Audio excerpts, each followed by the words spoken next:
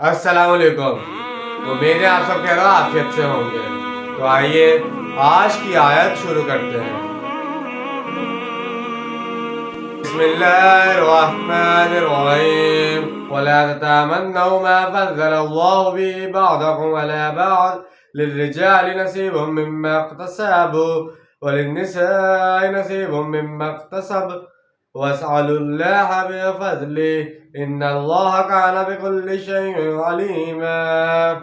شروع اللہ کے نام سے جو بڑا مہربان نہایت رحم کرنے والا ہے۔ اور تمنا نہ کیا کرو اس شے کی جس کے ذریعے سے اللہ نے تم میں سے بعض کو بعض پر فضیلت دے دی ہے۔ مردوں کے لیے حصہ ہے اس میں سے جو وہ کمائیں گے، اور عورتوں کے لیے حصہ ہے اس میں سے جو وہ کمائیں گی، اور اللہ سے اس کا فضل طلب کرو، یقینا اللہ تعالیٰ ہر شے کا علم رکھتا ہے۔ اللہ تعالیٰ نے بعض لوگوں کو ان کی خلقی صفات کے اعتبار سے دوسروں پر فضیلت دی ہے۔ آدمی کی یہ ذہنیت کہ جہاں کسی دوسرے کو اپنے مقابلے میں کسی حیثیت سے بڑا ہوا دیکھے بے چین ہو جائے، اس کے اندر حسد، رقابت اور عداوت کے جذبات پیدا کر دیتی ہے۔ اس آیت میں اسی ذہنیت سے بچنے کی ہدایت فرمائی جا رہی ہے۔ فضیلت کا ایک پہلو یہ بھی ہے کہ اللہ تعالیٰ نے کسی کو مرد بنایا، کسی کو عورت۔ یہ چیز بھی خلقی ہے، اور کسی عورت کی مرد بننے یا کسی مرد کی عورت بننے کی تمنا نری حماقت ہے۔ البتہ دنیا میں قسمت آزمائی اور جدوجہد کے مواقع سب کے لیے موجود ہیں۔ چنانچہ پہلی بات یہ بتائی جا رہی ہے، جہاں تک نیکیوں، خیرات اور حسنات کا معاملہ ہے یا سیئات اور منکرات کا معاملہ ہے، مرد و زن میں بالکل مساوات ہے۔ مرد نے جو نیکی کمائی وہ اس کے لیے ہے، اور عورت نے جو نیکی کمائی وہ اس کے لیے ہے۔ مسابقت کا یہ میدان دونوں کے لیے کھلا ہے۔ عورت نیکی میں مرد سے آگے نکل سکتی ہے۔ کروڑوں مرد ہوں گے جو قیامت کے دن حضرت عائشہ، حضرت خدیجہ اور حضرت فاطمہ کے مقام پر رش کریں گے، اور ان کے خاک کو بھی نہیں پہنچ سکیں گے۔ چنانچہ آدمی کا طرز عمل تسلیم و رضا کا ہونا چاہیے کہ جو بھی اللہ نے مجھے بنا دیا اور جو کچھ مجھے عطا فرمایا، اس حوالے سے مجھے بہتر سے بہتر کرنا ہے۔ میرا شاکلہ تو اللہ کی طرف سے آ گیا ہے جس سے میں تجاوز نہیں کر سکتا۔ سورہ نساء کی زیر مطالعہ آیت سے بعض لوگ یہ مطلب نکالنے کی کوشش کرتے ہیں کہ عورتیں بھی کم مال کما سکتی ہیں۔ یہ بات سمجھ لیجئے کہ قرآن مجید میں صرف ایک مقام سورہ بقرہ پر کسبہ کا لفظ معاشی جدوجہد اور معاشی کمائی کے لیے آیا ہے۔ باقی پورے قرآن میں کسبیحان بھی آیا ہے، اعمال کے لیے آیا ہے۔ کسب حسنات نیکیاں کمانا ہے، اور کسب سیئات بدیاں کمانا۔ آپ اس آیت کے الفاظ پر دوبارہ غور کیجئے۔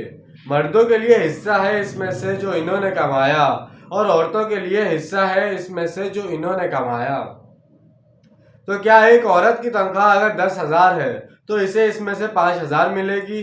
نہیں، بلکہ اسے پوری تنخواہ ملے گی۔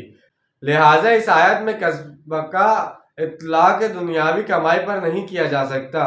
ایک خاتون کوئی کام کرتی ہے یا کہیں ملازمت کرتی ہے تو اگر اس میں کوئی حرام پہلو نہیں ہے، شریفانہ جاب ہے، اور وہ ستر و حجاب کے آداب میں ملحوظ رہتی ہے تو اس میں کوئی حرج نہیں۔ لیکن ظاہر ہے کہ جو بھی کمائی ہوگی وہ پوری اس کی ہوگی، اس میں اس کا حصہ تو نہیں ہوگا۔ البتہ یہ اسلوب جزائے اعمال کے لیے آتا ہے کہ انہیں اس کی کمائی میں سے حصہ ملے گا، اس لیے کہ اعمال کے مختلف مراتب ہوتے ہیں۔ اللہ کے ہاں یہ دیکھا جاتا ہے کہ اس عمل میں خلوص نیت کتنا تھا اور آداب کتنے ملحوظ رکھے گئے۔ ہم سورہ بقرہ میں حج کے ذکر میں بھی پڑھ چکے ہیں، جو انہوں نے کمایا ہوگا اس میں سے انہیں حصہ ملے گا۔ اسی طرح جہاں پر بھی اکتساب سے مراد اچھے یا برے اعمال کمانا ہے، یعنی اخلاقی سطح پر اور انسانی عزت و تکریم کے لحاظ سے عورت اور مرد برابر ہیں، لیکن معاشرتی ذمہ داریوں کے حوالے سے اللہ تعالیٰ نے جو تقسیم کار رکھی ہے اس کے اعتبار سے فرق ہے۔ اب اگر کوئی عورت اس فرق کو قبول کرنے پر تیار نہ ہو، مفاہمت پر رضامند نہ ہو، اور وہ اس پر کرتی رہے اور مرد کے بالکل برابر ہونے کی کوشش کرے، تو ظاہر ہے کہ معاشرے میں فساد اور بگاڑ پیدا ہو جائے گا۔ یعنی جو فضیلت اللہ نے دوسروں کو دے رکھی ہے اس کی تمنا نہ کرو، البتہ اس سے فضل کی دعا کرو کہ اے اللہ، تو نے اس معاملے میں مجھے کمتر رکھا ہے تو مجھے دوسرے معاملات کے اندر ہمت دے کہ میں ترقی کروں۔ اللہ تعالیٰ جس پہلو سے مناسب سمجھے گا اپنا فضل تمہیں عطا فرما دے گا۔ وہ بہت سے لوگوں کو کسی اور پہلو سے نمایاں کر دیتا ہے۔